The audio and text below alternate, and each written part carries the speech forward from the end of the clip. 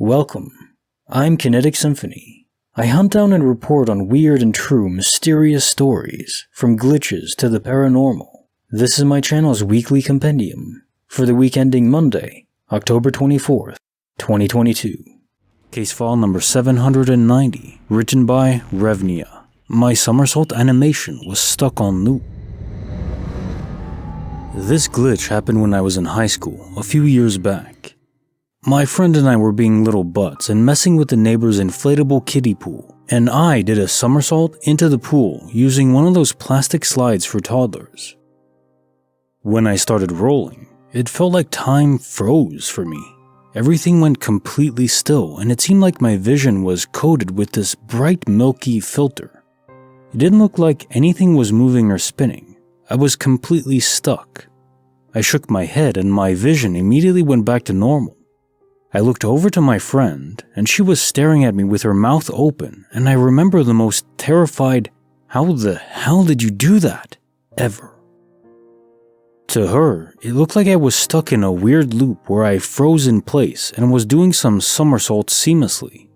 I guess sort of like when you make a video game character walk into a wall or a dead end. They keep walking or running and rolling, etc., but they aren't actually going anywhere. But the walking animations are all the same. Nothing like this ever happened again. My friend and I never brought it up again, it was too weird. Also, no history of epilepsy. Case notes for file 790. My somersault animation was stuck on loop. So an interesting thought I had, if we live in a simulation, all of our characters, our bodies, the physical manifestation in the world, they're inanimate by default and they're animated by us. The life force that connects to it. Think of controlling a character in The Sims. Without the player that's in the real world controlling it, it doesn't do anything. Or at least it has no life. It can imitate it. You have things that are alive, at least as we consider it, viruses, plants, and so on. They have intelligence in a sense, but they have no sentience, self-awareness, or ability to act of their own will. Now, if all this is true, then it's presumed that any action we take has to be programmed in the universe, so animations and so on. So maybe your animation literally was just stuck on loop, replayed for some reason. The universe just wasn't able to process that request at that immediate moment for some reason. It makes sense. There's games like EVE Online, where if a certain amount of people are congregated in a specific spot, in effect, the server processing power dynamically loads for that specific area, and other places have less processing power. So if something was really intensely happening at that moment when you were doing the somersault, there just wasn't enough processing power available in that node to effectuate the animation. So you were frozen for a small amount of time. Pretty interesting. And a bit disturbing, really. You hope they upgrade the servers a bit. Creepy file number 52, written by, well this is weird, 20, The Cult of Dirt Dance and Death. I, 28 female, have lived in the same apartment for 4 years. My neighbors in the unit above me are a couple in their 30s who have lived there for about 3 years with no issues between us. During the past 6 months, I've noticed some changes in their behaviors. At first, it was just a few days per week. I'd hear music with heavy bass, accompanied by rhythmic jumping. I just assumed they bought an exercise bike or something, but sometimes the jumping gets so intense that it shakes my overhead light fixtures. The jumping routine has been escalating to the point that it takes place every day, normally between 8 AM and 10 AM. I also noticed that they called 1-800-JUNK and got rid of a lot of nice possessions. However, I figured none of this was my business, so I kept my observations to myself. About 3 weeks ago, everything escalated. Multiple times per week, on weekdays and during working hours, it sounds like they're hosting a mini Burning Man event in their apartment. The music is so loud and clear that it sounds as if I'm at a concert while sitting in my own living room. There's clearly a lot of people involved because the jumping and stomping shakes multiple light fixtures and cabinets. The music is a mix of new age/spiritual vibes, dance beats, and a male voiceover giving weird instructions like rebrand yourself, surrender yourself, stomp stomp in response. I've taken audio recordings on my phone and one video from the hallway during these events.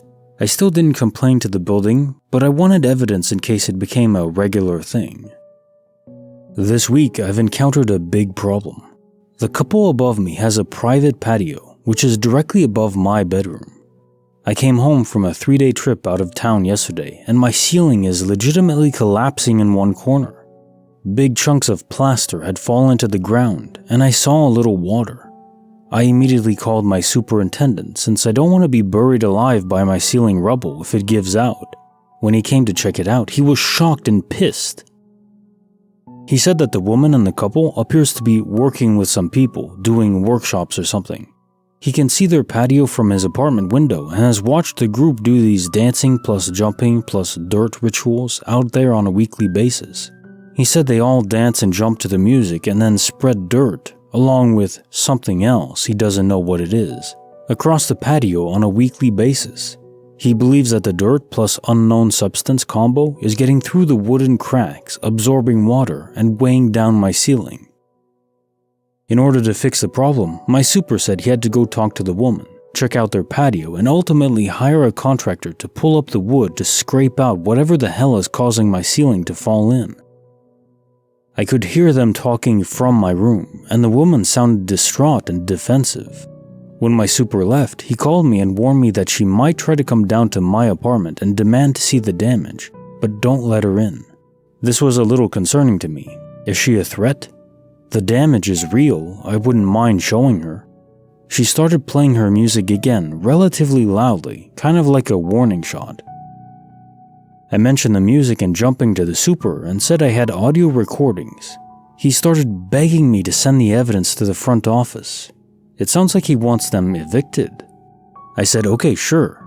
I hate to be a rat, but if I have to choose sides, I'll side with the building that dictates my annual rent price. He called me twice more that afternoon to confirm that I shared my evidence, and I said yes. Shortly after everything went down, I left my apartment to run an errand. The woman was outside just standing on the sidewalk and stared at me the whole time as I walked by.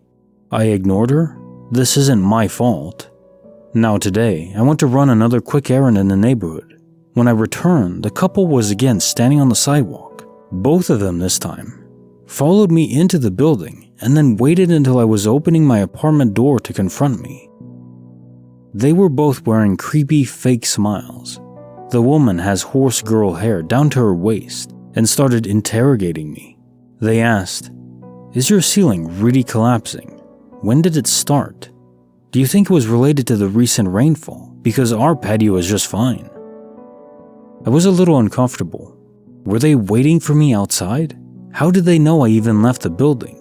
Why were they both standing there? I've literally never seen them enter together in their 3 years of living here. But I have nothing to hide, so I confirm the damage is pretty bad. I just don't want it to fall during the winter.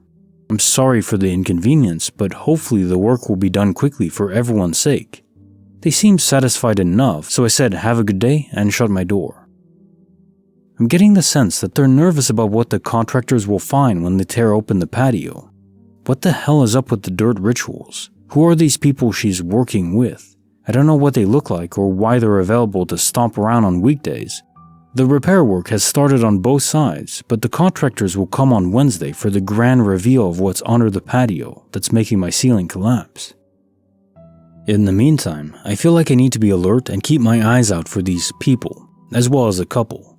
It's unusual for me to see them in general, especially twice in 2 days. They seem scared and in denial of the problem. They also literally ambushed me. The contractors came today and reported that there was in fact dirt and sludge visible below the neighbor's patio. However, thanks to the help of my internet sleuthing friend, I've gained a lot more insight into the realm that dwells above me. Someone suggested that my neighbor is affiliated with multiple ecstatic dance communities, both international and local. The international group has planned events during which all cells of the organization host dance sessions simultaneously. It also has a YouTube channel that streams psytrance music 24/7. I listened to a portion of it and a female voiceover declared, "You are becoming the Game Master." Meanwhile, the local groups seem to be more exclusive and more radical in their mindset. One of the local groups, hosted by my neighbor's good friend, conducts 3-day events that cost upwards of $400 for admission. Participation in all 3 days is mandatory. I get the impression they all sleep in the studio space, and the event description mentions that it begins with a ritual. The last and darkest affiliation that I've confirmed via social media footprints is that my neighbor and a few members of the local communities are also involved with some compassionate death groups. There's no way for me to verify at this time if these affiliations overlap in a meaningful way, so I will simply state the facts that I have evidence to prove. My super asked me about the jumping again when I saw him today. He remains eager to act. He agreed with my new game plan to wait for another large event to happen, and then call him to check on my dishwasher so he can intervene. So for now, the ways in which the puzzle pieces of ecstatic dance, compassionate death, patio, dirt rituals, and ceiling collapse connect will remain a mystery. Case notes for the creepy file number 52, The Cult of Dirt, Dancing, and Death. Yeah, so real quick on this one, I just want to say that it's very unique as story goes, and I've never had neighbors as crazy as this. Yeah, you get your Pilates groups and Tupperware moms and so on, but never dirt. And what's with the dirt? It's like a hippie cult of some sort. I have to look into this a bit more, but yeah, psytrance, dirt cult, death groups. What a world we live in, huh? Hi there. If you'd like to support the channel, you can do so on Patreon or just join the channel here. I have special horror stories that I narrate for members. Either way, I greatly appreciate it. Now on to the next story. Case file number 791, written by 89. This was beyond our dimension. This happened to me approximately 15 years ago. I've tried to rationalize what happened to me so many times over the years and convince myself it never happened or that I was dreaming. But each time I do that, I keep coming back to how well I remember things about that day. I remember exactly what I was wearing. I remember the exact feel of the chilly breeze against my skin that day. And I remember the feeling of the cold stone step I was sitting on. I have never remembered a dream with such clarity. I had a bad childhood. Grew up very poor. When this happened, I was about 17 years old, between 4 to 5 p.m. on an autumn evening, and I'd just had one of many huge arguments with my grandmother and my brother. I left the house in anger and sat down on the stone step outside to get away from them. Pretty much as soon as I sat down, I looked up into the sky above the houses opposite where I lived, and I saw this huge black thing silently hovering overhead. I've tried and tried over the years to be able to describe it better than a thing, but I just can't. I've tried drawing it and again, I just can't seem to get it right. You know how a stealth aircraft has lots of angles to it? That's the closest thing I can compare it to, except it looked like no human aircraft I've ever seen. It looked as if it had windows on the front, and I definitely got the impression that just as I was staring at it transfixed, whoever or whatever was inside this thing was scrutinizing me as it hovered motionless and silent in the sky above me. I have no idea how long I stared at it for. It could have been a long time or just a few seconds, but I remember I felt absolutely no fear whatsoever during any of this, only a sense of astonishment at what I was seeing and wondering if anyone else was seeing what I was. I don't remember seeing any other people on the street at the time, nor any vehicles passing by. That's my story, and I have no memory of what happened after I saw it, nor do I remember taking my eyes off of it. I'd forgotten about the whole thing for a number of years until a random conversation with my girlfriend somehow made me remember it. I have since researched the strange and paranormal and read somewhere that these types of encounters can occur to younger people or those who are going through periods of heightened emotional stress. I realize people are going to call me crazy or mock me for what happened, but I know what I saw, and I'd be very interested to get opinions from others or find out if anyone else has encountered anything similar. Case notes for file 791. This was beyond our dimension. One interesting component to the story is the fact that you didn't experience any fear. This seems to be a common reoccurrence whenever people are dealing with potential extra-dimensional or extraterrestrial aliens, that they don't experience fear, at least looking back on the memory. Maybe they do and it's all suppressed, a fictitious memory.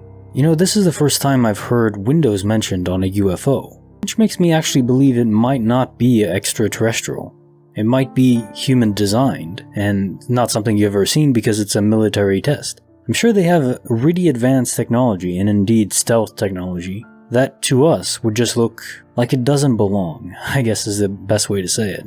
And it's not that unusual. I mean, you could imagine having cameras all over a ship recording the other side and then projecting it forward. We can do that now. I think especially at night, it's conceivable that you are just seeing some human craft that we have that is a test being conducted. Maybe even deliberately over a civilian population to see if anyone reports a UFO. It's a good way to test if it works. Case file number 792, written by Anonymous. A second chance at the beach. This happened when my friends and I went to the beach and we got into the water. After a while, the waves got much stronger, but not too much so we stayed in, but we did get closer to the beach. But then, I swear, there was a 5-meter tall wave and I swam like crazy back to the beach, but I couldn't make it. I had my glasses on and opened my eyes to see where I was, except they weren't burning and I didn't see any scent, but green water and stones.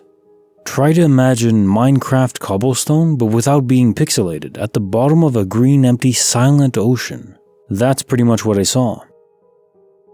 2 seconds after that, I somehow got out of the water, even though it had pushed me down, and took a deep breath. I noticed I didn't have my glasses on, so we went home and that's it. The weird thing is that I saw stones and not a single piece of sand. Also, the water here isn't super clean, but definitely enough to not look so green. I also didn't notice I didn't breathe. The image still comes up every day or two in my mind, not knowing if I died and living after my death or just living in general, but I don't know how I survived. Case notes for file 792. A second chance at the beach. So I'm struck as this more being a guardian angel event? Something pulled you from the bottom of the water and probably prevented you from actually hitting your head on the cobblestone at the bottom.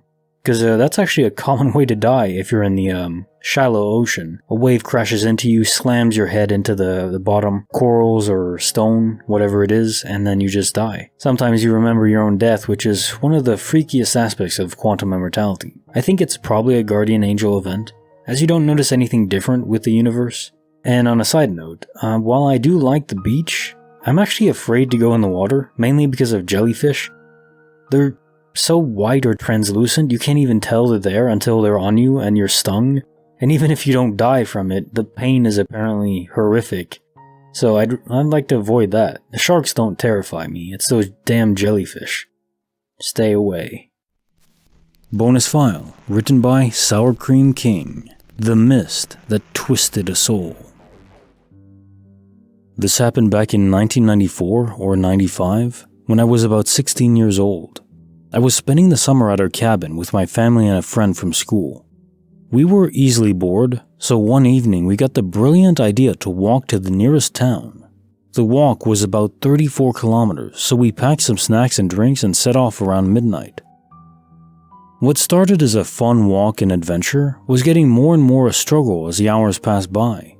We thought we'd make the trip in a few hours. Well, we were wrong. After about 4 hours, we get to a long, straight stretch of road. To the left of us is a large lake, and to the right, a steep cliffside. A cold mist rose from the lake, cool and refreshing. 20 meters or so in front of us, we noticed a figure walking towards us. This was the first person we'd seen all night, so we looked forward to exchanging a few words with another human and asking how far our destination was. Our spirits were lifted and we walked towards the person in front of us, clearly a man. The strange thing is, we never seemed to get any closer, and he was walking towards us. We were a bit confused, but ultimately thought it was some optical illusion. Surely we would meet him soon. But then we stepped out of the mist, and there was no person there. Puzzled, we stopped and looked around. The lake was completely still, not even a ripple, so he hadn't gone in the water. The vertical, mountainous cliff on the other side of the road was impossible to climb unless you had serious equipment. Dumbfounded, we stood there for a little while, anticipating this guy to appear, but he never did. We took a short break, got hydrated, and kept walking. 7 o'clock in the morning, two completely exhausted teenagers staggered into the town we had set out towards the night before. Our little trip ended up taking 7 hours, and to add insult to injury, it turned out no buses drove the route to our cabin on Sundays. This was a Sunday. Defeated, we found a payphone and called my father. Moments later, he and my grandpa were on their way to pick us up. The wait was only 30 to 45 minutes, but it felt like an eternity.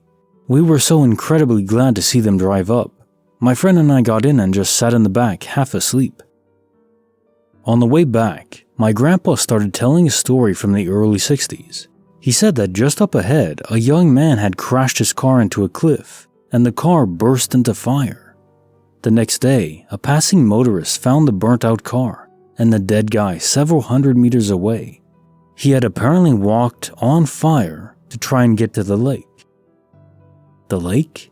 My friend and I woke up with a bang.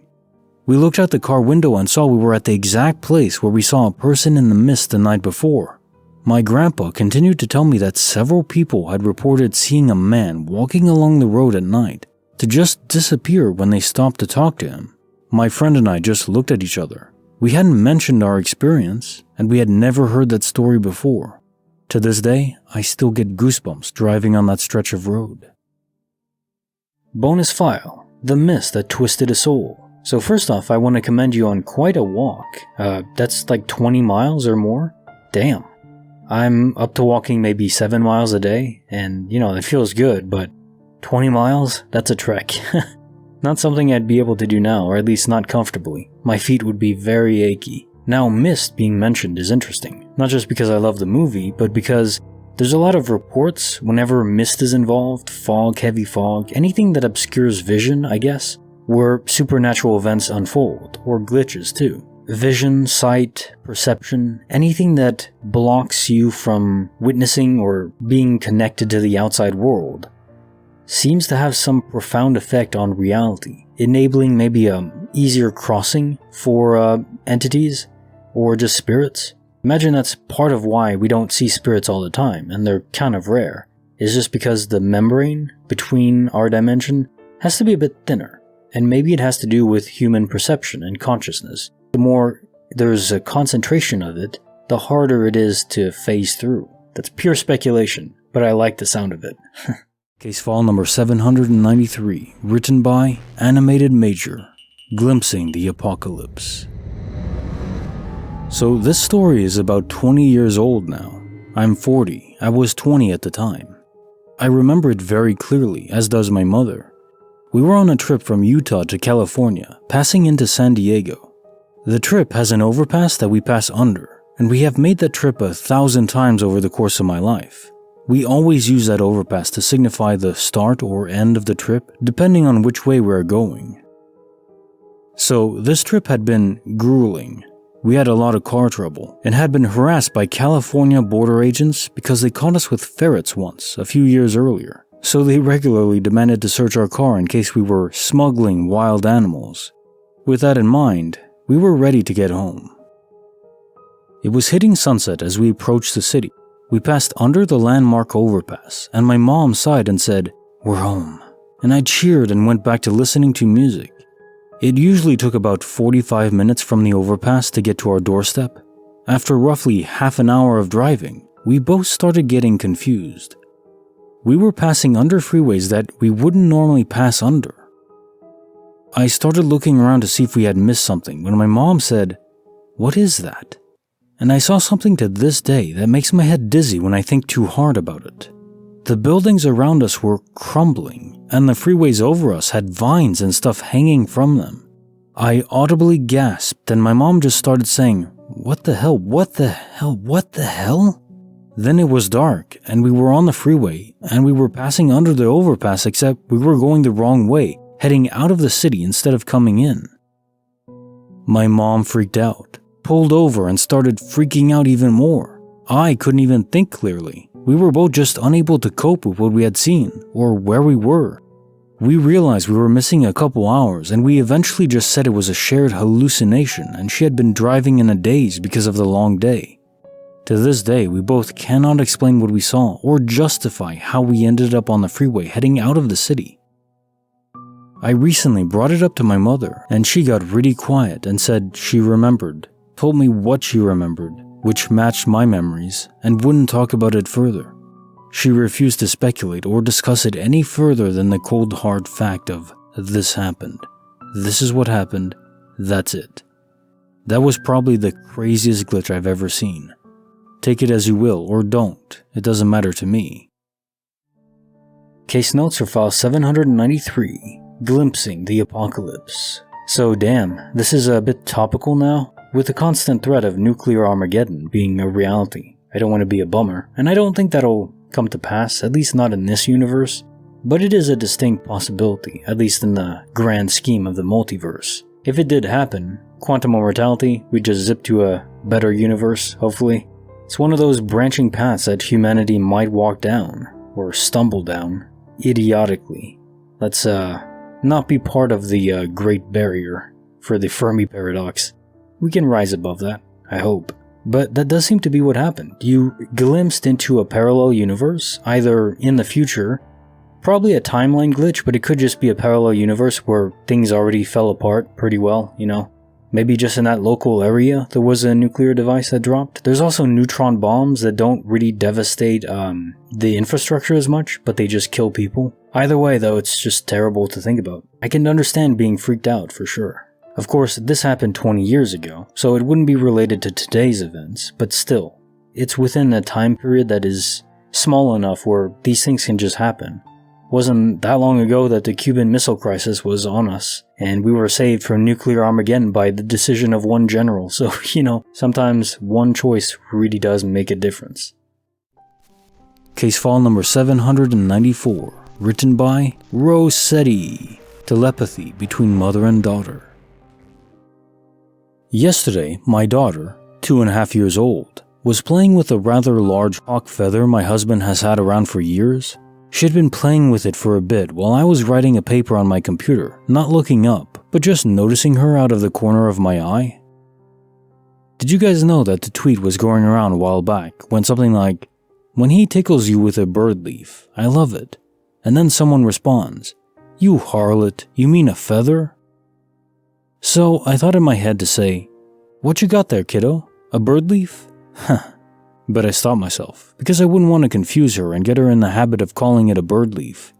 I hadn't even spoken yet, just had the thought, and my 2-year-old says, "No, mommy, it's not a bird leaf, it's a feather." There's no way in the world she has ever heard the term bird leaf before. There's no explanation other than a telepathic moment between mother and daughter. Case notes for file 794. Telepathy between mother and daughter. People often associate children with a heightened sense of awareness, like a third eye, that's not fully mellowed out or blocked out by age. And that's the thing, as adults, we have so many mental filters that build up over time because the world is infinitely complex, and without those filters, we'd go crazy. The older you get, the more filtered and processed it becomes, which can be very useful, of course, but it does murk things out, I guess you could say. So, along those lines, I guess, your child was able to connect to your mental state telepathically, but very precisely, knowing 2 specific words that they had no business possibly knowing. A bird leaf. That's funny too, I like that. Case file number 795, written by 17 Demon Jerks, Stepping into Another Universe. This happened when I was around 18 or 19, but I remember it vividly because of how jarring and confusing it was. I've had a few odd experiences with dreams, but nothing in the middle of the day like this. So when this happened, I was still living at home with my parents, and we lived in my childhood home. This home was pretty much all I ever knew, as we moved there when I was 3 years old. I had a habit of going on daily walks in the nearby park, something I did nearly every single day since I was 14 or 15 years old, up until I moved out. It was a summer, around 1 to 2 p.m., and I went to leave the house for one of my walks. I slipped my shoes on and went to open the door as usual, but when I stepped out of the house and looked up, my neighborhood felt completely wrong. It didn't exactly look different. Everything looked exactly the same as it usually did. The small ravine next to our house, the tree in the front yard, the steep driveway, and our neighbors' houses, all of it looked completely normal. but I couldn't shake the feeling that there was something really wrong and different with it all. It felt as if reality was warped or something. I stood on my front porch for a minute or so, trying to figure out what felt so incredibly wrong with my neighborhood. After a while, though, I figured I was just being silly and made my way down to the driveway. When I was about halfway down, my neighbor, who was tending to his garden across the street, looked up towards me, stared at me as if he saw a ghost, his face going completely pale, and opened his mouth to speak. Before I could even stare at him in confusion, before he had gotten a single word out, I was back inside my own house at my front door about to leave. I was completely shaken. I had no idea how I ended up back in my front door. I had no idea what I just experienced, and when I pulled the door open, it was completely normal. Nothing felt wrong anymore. It was all glaringly normal. The only difference was, when I opened my front door again, my neighbor was not out front gardening. I decided not to go for a walk that day. Years later, I have no idea what I experienced, and as weird as it sounds, the part that freaks me out the most is how wrong my neighborhood felt despite looking exactly the same. So, between the weird teleportation back indoors and my neighbor acting as if he was staring at a ghost, the feeling of wrongness is the thing that bothers me the most. I don't know how to explain it. I didn't feel unsafe, it didn't feel dreadful, it just felt like I was looking at a completely different version of my neighborhood at that moment, and I don't think I will ever forget it. I've never really told anyone about this, as I'm usually a pretty skeptical person, but I've had no way to explain this. Case notes for file 795, Stepping into Another Universe. The way you describe your neighbor looking at you, it's almost as if he saw a ghost. And I think this could all be related. I think when we're seeing ghosts or echoes or spirits, however we describe it, they're there, but slightly out of phase with our dimension. And if you're able to see them, you're just closer to our dimension. It's a gradient, not exactly a one step in, one step out. When we're talking about dimensions, you can have slight overlap, and it just looks wrong.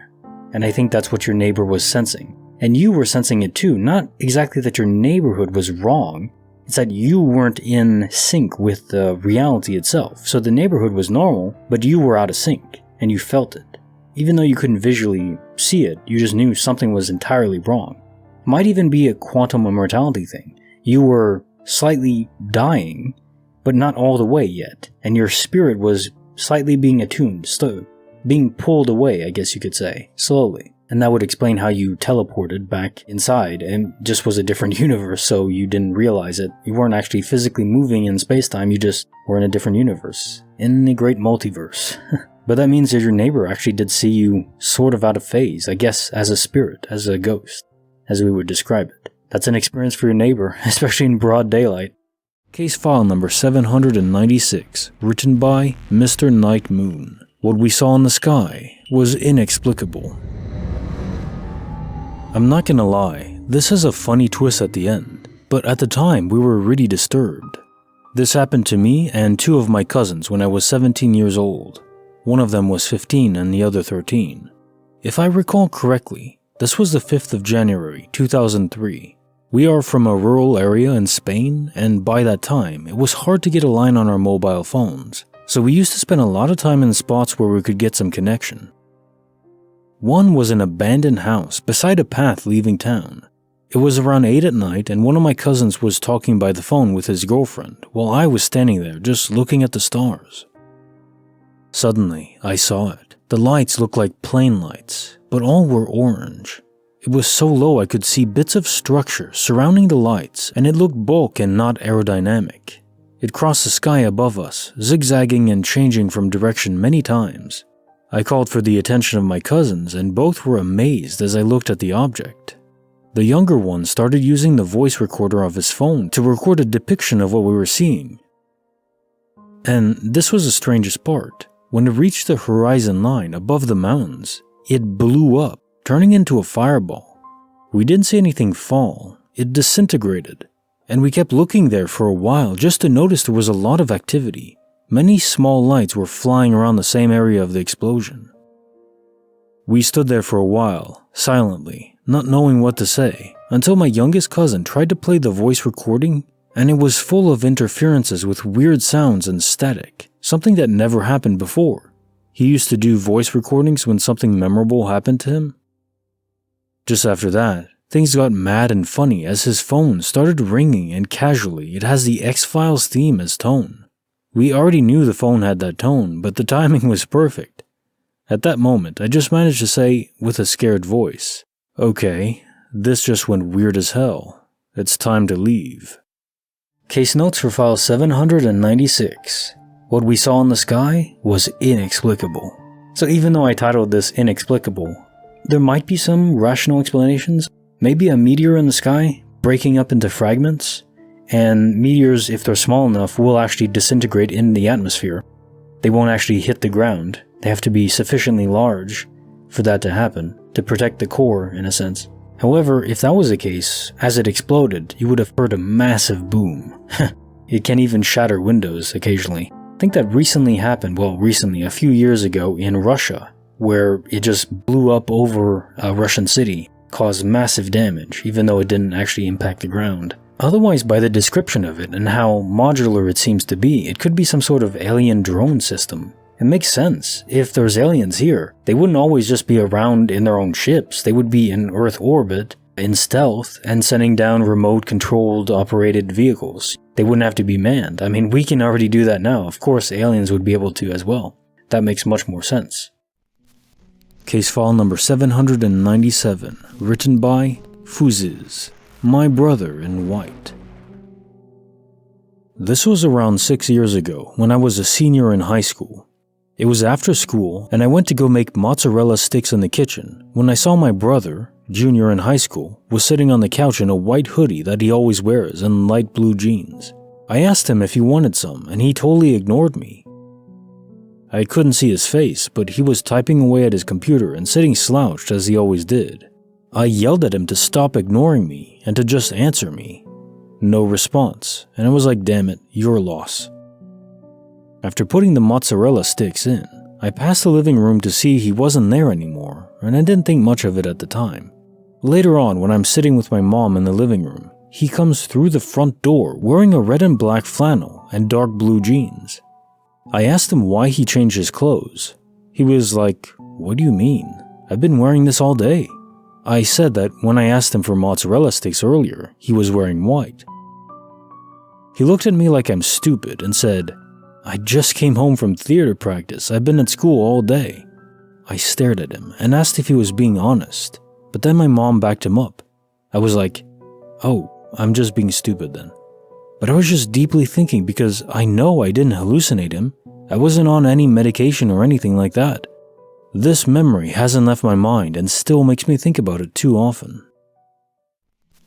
Case file number 798, written by X-Ray Anonymous, Mysterious Badland Lights. My boyfriend and I were stargazing in the Badlands earlier this summer.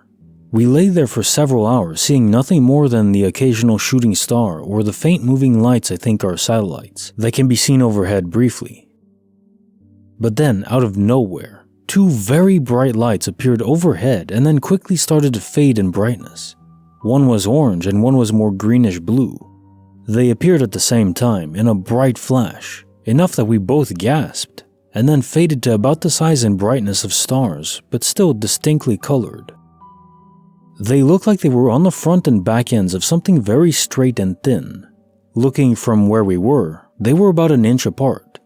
They didn't blink or twinkle. They just slowly moved in a straight trajectory across the sky, keeping the same distance apart, which is why I think they were not two individual lights.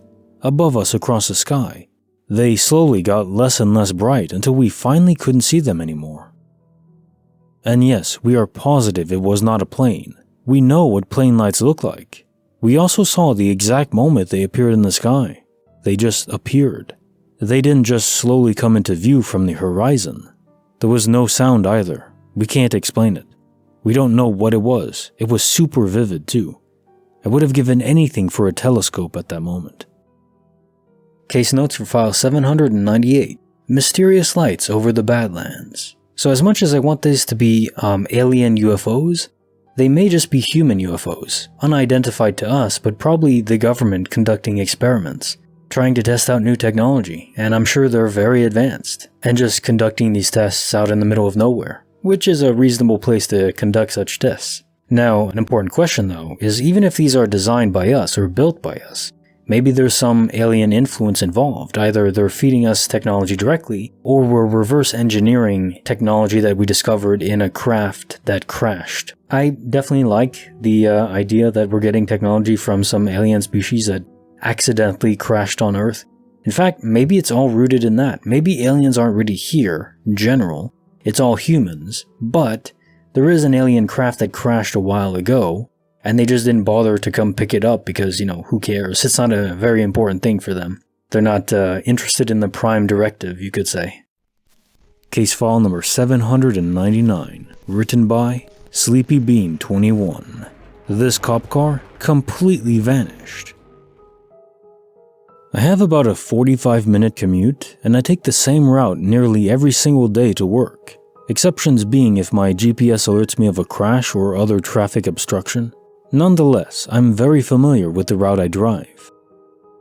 This morning, about 25 minutes into my drive, I notice a car pulled over into the left-hand shoulder of the highway, with a police car behind them. I distinctly remember seeing the blue and red lights flashing and thinking to myself, wow, glad my morning didn't start that way.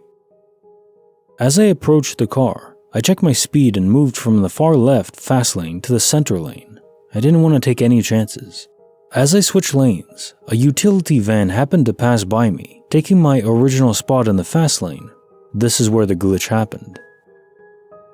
The van was larger than my small SUV, but not so large that I couldn't see traffic ahead of or around it. I kept an eye out for the police officer and pulled over car on the shoulder, simply out of natural curiosity. Suddenly, it was as if the scene completely disappeared. There was no car pulled over, no flashing lights, everything was just completely gone. An empty shoulder lane. It was so strange. As I approached the scene, I remember internally thinking, wouldn't it be weird to drive by and this cop car no longer be there? And then it happened. It was as if my subconscious was aware it would occur. I'm typically a skeptic about these things, almost always trying to find logic in an odd situation. I even checked my rearview mirror for the lights to see if it was just having a temporary lapse in judgment or if the scene just happened to be out of my line of vision. Nope. Completely gone. Needless to say, the rest of my day has felt a little funky. Case file number 800, written by Stars and Figs. There was an unknown man in our selfie. This happened when I was still in high school, around 15 years ago. It was summer break and I was visiting my grandma. I went to visit one of my friends who lived in the apartment above my grandma's. We were messing around on her computer, eating snacks and just hanging out in her room. No alcohol or drugs were involved. We decided to take selfies, as teens do. She took out her flip phone. Flip phones were still a thing back then. They didn't really have filters. This was a flip phone with a crappy camera. I can't remember the make or brand. We snapped a few selfies, but couldn't get one we liked, so kept deleting them and taking more. Now bear in mind, we were in her room alone. There was nobody else in that room. Then, at one point, we took a selfie and there was a very clear image of a person behind us on the selfie. But the person was not like a creepy silhouette or orb or ghostly figure. The best way I can describe it is, it was like a separate photo of an unknown person was superimposed onto our selfie. This person had dark hair and a beard and was smiling widely. He was wearing a suit. He was clear as day in our image. As you can imagine, we freaked the hell out. I told her to delete it. She did. It genuinely looked like a glitch of some sort, because the image was so clear. Still, to this day, I think of this sometimes. It is the only time in my life I've had an experience that I just can't explain away. Case notes for file 800. An unknown man in our selfie. So, you don't report feeling any different. There's no feeling or presence of a chill in the air, or something that sends your hair on back of your neck standing up. We have a very strong attuned sense when things are slightly off. And most of us are able to detect when there's an entity nearby, at least if they're making their presence known, which, if they took a selfie, would be known. So maybe this isn't an entity. Maybe somehow your camera was capturing information from the past. This man was just in the room in the distant past, and the Selfie picked up that information. Now, how it was transmitted through time, I don't know. It's actually conceivable that through a wormhole it could do so, because wormholes as we know them, Einstein-Rosen bridges, are very unstable, transmitting mass, but energy might be able to funnel through, and that could explain a lot of things that are going on when we're talking about information that people shouldn't have. Maybe it's just moving through space-time through all these random small wormholes that are emerging that we can't detect. They're very, very, very small, but energy doesn't really care about that as long as it's within the boundary of the EM spectrum. But I'll say, that's one powerful phone. Case file number 801, written by Alt Ball Deep. When you disconnect from time. I was driving to work at around 6:45 a.m. The sun wasn't up yet, but it was glowing behind the mountains. Traffic was heavy that morning, and I was cursing at myself for not leaving a little bit earlier. I had snoozed my alarm twice, since I felt a bit tired from going to bed late the night before. One important note, I was wide awake when this happened, so it can't be chalked up to hallucinations or being sleepy. Also, no history of medication, drugs, or anything else that would alter my mental state. Alright, on to the glitch. The road I was on had a section of trees ahead, where it curved and turned twice. I made sure to keep my distance from the car ahead of me, since people often didn't brake for the first turn until they were right on top of it. Anyway, I looked down at the clock to see what time it was. I stared down at it for a second, because the clock was off by 2 whole hours. It said it was 4:50 in the morning. Oh well, just something wrong with the clock, I thought. I'd need to fix it later. But when my eyes came back up to the road, I noticed it was pitch black outside. The sun was no longer glowing behind the mountains. Damn near looked like midnight out on that rural highway. I looked around in utter confusion. The vehicles ahead of me were gone now, nowhere to be seen. I came up to the turn in the road, swung around it and the upcoming bend, and got clear of the tree line. Still no sign of the sun or traffic. I was bewildered. I'd be out way too early for work now, so I glanced down at the clock again, and what do you know, the time had changed, 6:55. I again spent a good second eyeballing the clock in total shock. Because of this, I had to hit my brakes to avoid a collision with the vehicle in front of me, the same one I had been following earlier. The sun had returned as well, glowing behind the mountains. I had been thinking about it all morning at work. What the hell happened? Did I glitch back in time 2 whole hours? And then zip back? Case file number 802, written by Casey Harrison. She was an officer. I know it. The house next to me is a family of 3. A dad, a mom, and their son Tyler, who's friends with my sister. Well, every day since I've lived next to them, I see the mom in a cop uniform getting into our squad car and leaving because it's usually the same time I get home from work. Yesterday, my sister, who has also seen the mom cop many times, told me Tyler said his mom has never been a cop, but his dad is. I know for a fact the person wearing the cop uniform and getting into the car was his mom because he's posted pictures of them together before with mom in the caption, and it's the same woman. Today, after work, I saw his father wearing the uniform and got into the car. I've never seen him wearing a uniform or driving that car before. I know I'm not crazy or remembering wrong because my sister saw it too. It's damn spooky. I saw the mom today. I asked her if she was a police officer and she said no, her husband is, and she's an accountant. I told her I swear me and my sister both saw her several times in uniform driving that car. She looked at me like I was insane and I just said, sorry, must be confused, and went back inside. I'm even more freaked out now. Case notes for file 802. I know she was an officer. So this one is funny, but I read a comment in the thread mentioning that maybe she has a side gig as an escort and she was dressing up as a cop for that job. Early morning escorting is, it's reminding me of the episode with Danny DeVito in Friends, putting on a show. Probably need to rewatch Friends. It's about that time of the year. I do love fall. What's everyone's favorite season, by the way? Fall and winter are mine. I love cool weather. Case file number 803, written by Kucher. Thanks for returning my brush, universe. Okay, this happened quite a few years ago. I was over 18, not under the influence of anything, wasn't tired, etc. I had been living across the country and had just moved back to my hometown. I was going to rent a room from a couple, but they ended up being creepy and inappropriate. To give me time to figure out where I was going to live, I stayed with family friends. It was fall, and they wanted to take me to do something fun. So we went to this place called Apple Hill. It's a few hours away from where we live. We stayed overnight at a hotel. I had brought a gold set of MAC makeup brushes my aunt had given me. When we got back home, I realized I couldn't find one of the brushes. I checked my bag and the floor of the truck we drove in super well. I assumed it must have fallen out of the truck somehow rolled away in the hotel room, even though we looked under the bed when we left, something my paranoid mom taught me to do. I was bummed out but moved on. Fast forward 8 months. At that time, I had moved back east because I couldn't find anywhere to stay after the weird roommate situation, and I couldn't stay with our family friends long term. Then I found a good roommate and moved back again.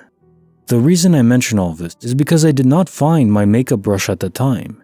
Keep in mind, my makeup bag was very small and I would have seen it. I had just moved into my new apartment. I was 20 and hadn't acquired many things yet. I had zero furniture. Like, not even a bed frame yet. My room literally just had a mattress. So, one afternoon I was laying on the floor on my stomach, just messing around on my laptop, looking at social media, Pinterest, etc.